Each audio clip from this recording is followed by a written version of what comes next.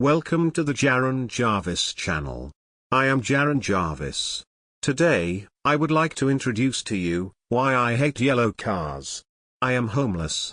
I live on the street. If I can tell you anything before school starts this fall is to stay away from any yellow cars. Especially if you have children. My dog Gunner is the only friend I have. He and I stick with it thick and thin. I even shelter him with my torn umbrella when it rains. Sometimes we share meals together. He runs so fast sometimes and he loves people. I don't have to like people when Gunner does it for me. He is the four-footed meet and greet.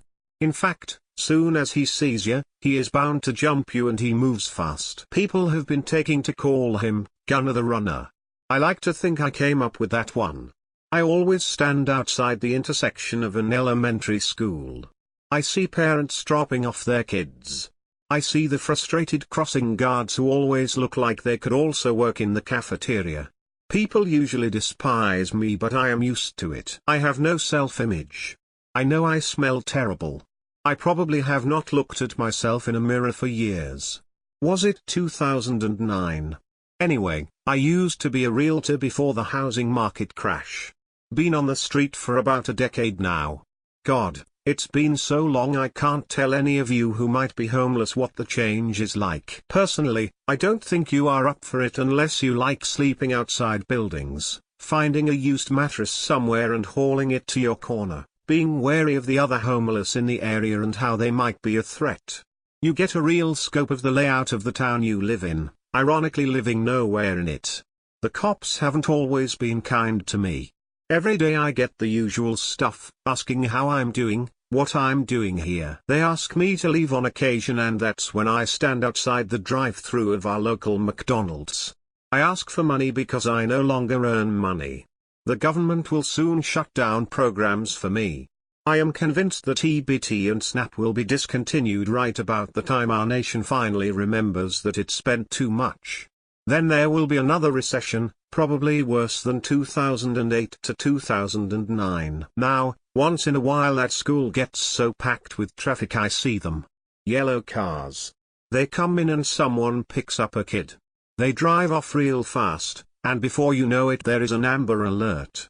One night when they thought no one was looking because I was across the street laying down for my nap, I even saw someone load small heavy bags into the trunk. This wasn't even their car, as afterwards they get in their own car and drive off. I was picking up that they liked the color yellow, and that is what led to trouble. One day Gunner chased one of the men down the street when he saw a man get out of a yellow car and approach one of those kids. Knowing Gunner senses something wrong and is usually never off the mark, I follow suit. On foot I can only see where he went 2 blocks up the intersection unless he hits red lights all the way. Still, I managed to run and huff. I was really out of shape. By the time I ran 10 blocks, I lost him. However, I also lost Gunner. For a few days, I did not see him. Gunner had gone missing. I took one of my cardboards out and instead of writing God bless anything helps I wrote, lost dog. I couldn't pay any reward, but I wanted people to be aware I had lost a friend. After a couple of months I was actually alone. Now, being homeless I know that I don't have the active social life you have. But I had Gunner. Without him, I really felt the lining of my empty shell. It's cold and I need something to keep warm. I look at my bottle of Jack Daniels and he will spend the night with me. I don't know when I woke up but when I did I felt the familiar licking on my face. Gunner. I got up and hugged the damn dog. Where did you go? I asked. That was when I looked at him. Gunner's face was torn from a few sides. His jaw hung strangely, and he didn't eat much that day. I kept on talking with him, chatting it up. I played with him. I threw his wet tennis ball. Nothing. Gunner didn't want to play. Gunner was not a runner.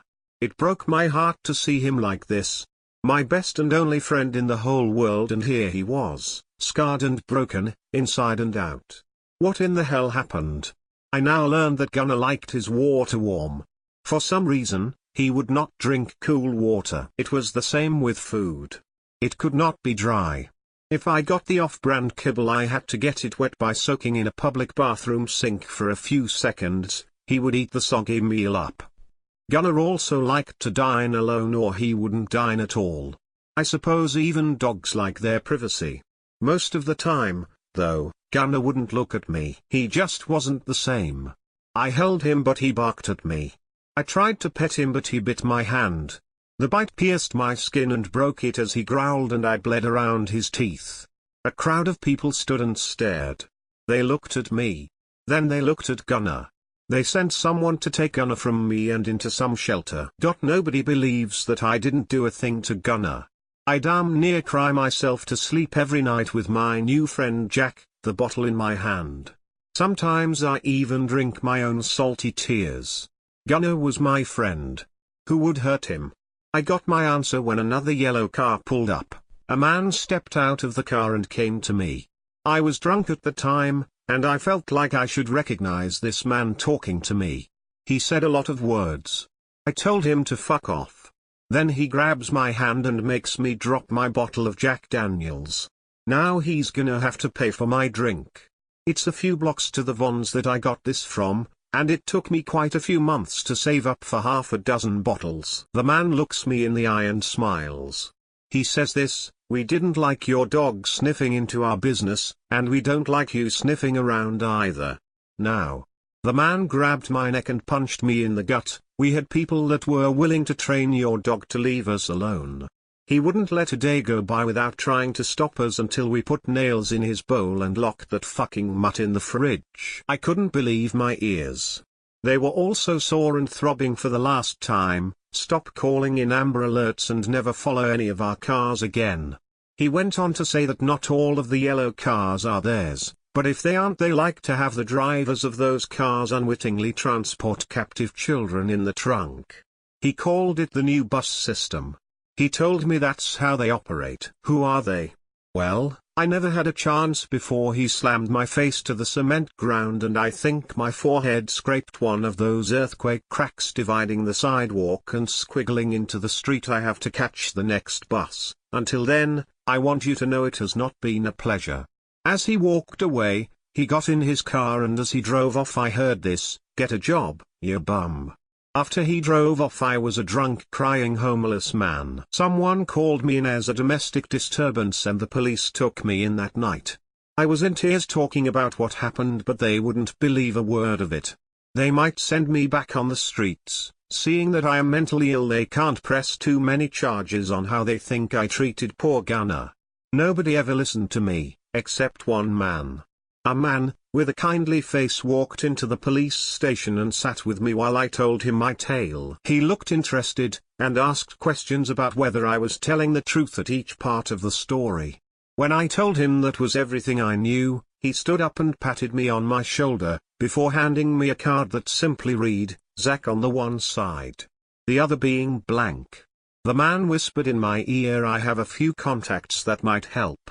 No one here will, but that's a secret." "Yellow cars, huh?" I nodded. He left me alone with the police for questioning. After all the paperwork was done, I was in a detention center for about 2 days and nights before they let me back out again. When I got out, I never came back to that school. I did, however, go to the animal shelter to see if I can visit Gunnar. I was asked to leave at the door. I never saw Gunnar again. I never met the one man who heard my story again. So now I am asking you. You don't see too many yellow cars. It's a bad color, it's tacky, or like red cars, it raised your insurance and chances of police pulling you over as a preference to other speedsters, especially near the end of the month for quota.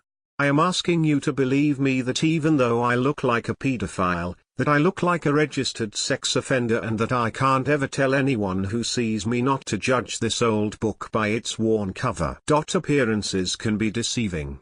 People try to act nice, dress nice. The cleanest, handsomest men who keep themselves trimmed and neat have the slime of Satan's bog and the cries of innocent children, and to them it is just the braying of the mules they move. A terrible business, child sex trafficking. I know that's what it was. And no one believes me based on my appearance. They just get creeped out by me. They will never know how hideous these men that pick yellow as the car of choice for moving the goods. Nobody can tell my looking at them that it what is going on. Gunnar can. Maybe because he could, they treated him so bad and took him away from me. Poor Gunnar. Punished for sensing evil men and pursing them like I taught him to. Then taught to suffer and silence his barks and teach me how to really live alone. I was already homeless to start with.